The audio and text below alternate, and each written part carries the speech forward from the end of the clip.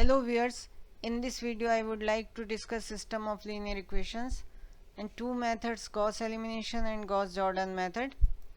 Let's see system of equations. This I have explained in the previous video. So here a11, a12, a1 and etc. they form coefficient matrix, and x1, x2, xn are components of unknown variable. b1, b2, bm are right hand side, these are numerical values, and you can see there m rows, 1 2 up to m rows are there, and n columns are there, x1, x2, xn. So this is a system of m linear equations in n unknowns. A finite set of linear equations in the variables x1, x2, xn is called a system of linear equations or linear system. A sequence of numbers s1, s2, sn, it means x1 is equal to s1, x2 is equal to s2, xn is equal to sn, etc. that satisfies the system of equations is called a solution of the system. A system that has no solution is said to be inconsistent.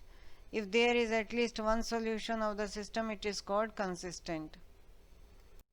Now let's see geometrical interpretation. Here every system of linear equations has either no solution, exactly one solution, or infinitely many solutions. So first case is of no solution. If we see here that two lines are parallel to each other, it means there is no solution. If we take a general system of two linear equations a1x plus b1y is equal to c1, a1 b1 not both 0, and a2x plus b2y is equal to c2, a2 b2 not both 0, then we can find a solution of these two equations. And if they cut geometrically, they cut at a point, this point is the solution of these two equations. So this is unique solution or one solution. If these two lines coincide, then infinitely many solutions may be there. This is the case C here in figure. So these are the geometrical interpretations of these three types of solutions. Now to solve the system of equations, we need methods to solve it. There are two techniques, direct methods and iterative methods, and elimination approach comes under direct methods. This approach reduces the given system of equations to a form from which the solutions can be obtained by back substitution. We will discuss two methods of such kind, Gauss elimination method and Gauss-Jordan method. Iterative approach we will discuss in another video, but what happens, it involves assumption of some initial values. It means we start with approximate solution, that is initial guesswork is there, which are then refined or improved by further repeatedly till they reach some accepted level of accuracy. We will discuss two iterative methods, that is Jacobi method and Gauss-Seidel method. So now let's do Gauss elimination method. Gauss elimination reduces the system of equations to upper triangular form and then obtain values of unknowns using back substitution process. So how it does, we will see with the help of first general system of equations. So we have taken 3 by 3, 3 rows are there, 3 columns are there, and 3 unknowns x1, x2, x3 are there, b1, b2, b3 are right hand sides, numerical values are there. We will see how we proceed when we apply Gauss elimination method. The system in matrix form can be written as Ax is equal to B, where A is the coefficient matrix, x is equal to column vector x1, x2, x3 unknown vector, and B is equal to b1, b2, b3 which are numerical values. A is also given. About this I have discussed in earlier video.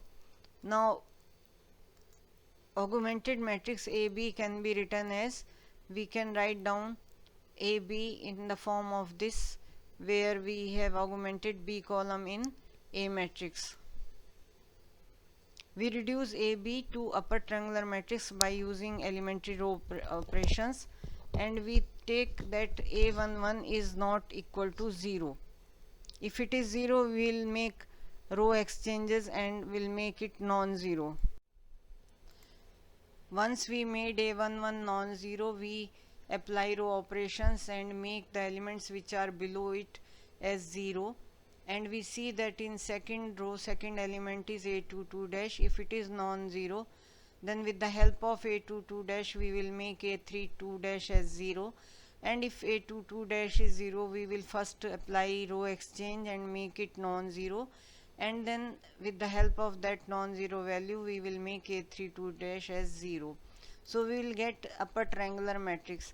Here one point I would like to add, that here A11, A22 dash, A33 double dash, they may be not one value. So to simplify the calculation, if at each step whenever we are using A11 or A22 dash or A33 double dash, we first divide that corresponding row with that corresponding element, then the diagonal elements will be 1, and that makes our calculation easy. Once we got the upper triangular matrix, with the help of upper triangular matrix we have written these equations. Because x1, x2, x3 were unknowns, we multiplied and got these three equations.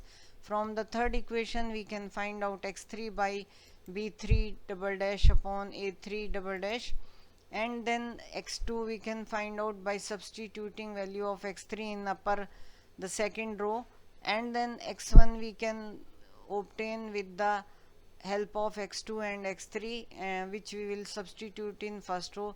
So this is called back substitution, and we got the values of x1, x2, x3.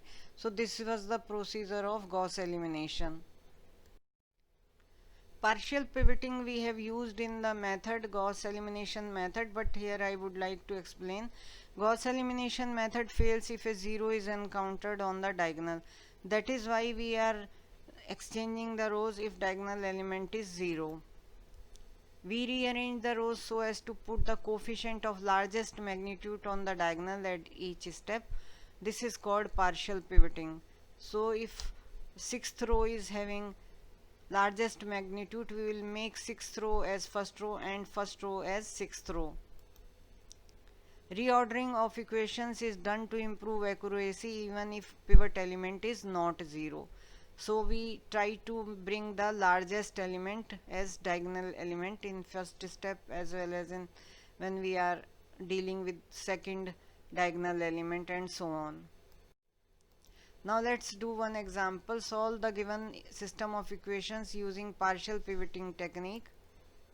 This is the example in which 4 variables are there, x1, x2, x3, x4, and we have to find out these 4 unknowns. We have written augmented coefficient matrix. You can see coefficient of x1 is 0 in first row, coefficient of x2 is 2, coefficient of x3 is 0, coefficient of x4 is 1, and right hand side is 0. Similarly, let's see the third row. 4 is the coefficient of x1, minus 3 is coefficient of x2, 0 is coefficient of x3, and x4 is having coefficient 1, right hand side minus 7. So this is the augmented matrix. Now if you see here, the first element is 0 in first row, and we cannot apply Gauss elimination method because Gauss elimination fails if diagonal element is 0. So we will do row exchanges. 6 is the largest element in first column, so we will bring this 6 as first element in first row. So we exchange first row and fourth row and bring 6th as first element in first row. So we can see 6 1 minus 6 minus 5 6, and first row has become now fourth row, 0 2 0 1 0, and the rest of the two rows second and third are same as it is. After exchanging the rows, we apply row operations and we make all the elements which are below 6 as 0. In fourth row it was already 0. In third and second row we have applied the operations which have been written here. We go to second column and see that 1.667 is lesser than 3.6667 in magnitude, though it is with negative sign, minus 3.6667, but in magnitude it is smaller, so we exchange the second and third row and we get this expression here. Now with the help of this minus 3.6667, we make the two elements below it as 0, and we see this is the case. In third column, 6.8182 is larger than 2.1818, so we won't make any changes, and then we apply the operations to make the element A43 as 0, so we get this expression. Now we see that all the diagonal elements are non-zero, below diagonal all the elements are 0, and above diagonal they are non-zero. So now we write down the equations, and we can get x4 by dividing minus 3.1199 by 1.5600. So x4 we got it by back substitution. Then we can calculate x3 by third row, and in third row we substitute the value of x4, so we get x3. Now from second row we get x2, from first row we get x1. So all the values we got, x1, x2, x3, and our solution has been achieved by Gauss elimination method. Now we come to Gauss-Jordan method. This is a modified method of Gauss elimination method. So what we do here, eliminations of unknowns are performed in upper and lower diagonal matrix elements and reducing the system to a diagonal matrix form, that is each equation involving only one variable. This is the modified form of Gauss elimination. So we can obtain unknowns directly from the diagonal elements. So example of Gauss-Jordan method is, solve the following equations: x plus y plus z is equal to 9, 2x minus 3y plus 4z is equal to 13, 3x plus 4y plus 5z is equal to 40. So we solve, and first we write it in matrix form. So this is the coefficient matrix 1 1 1.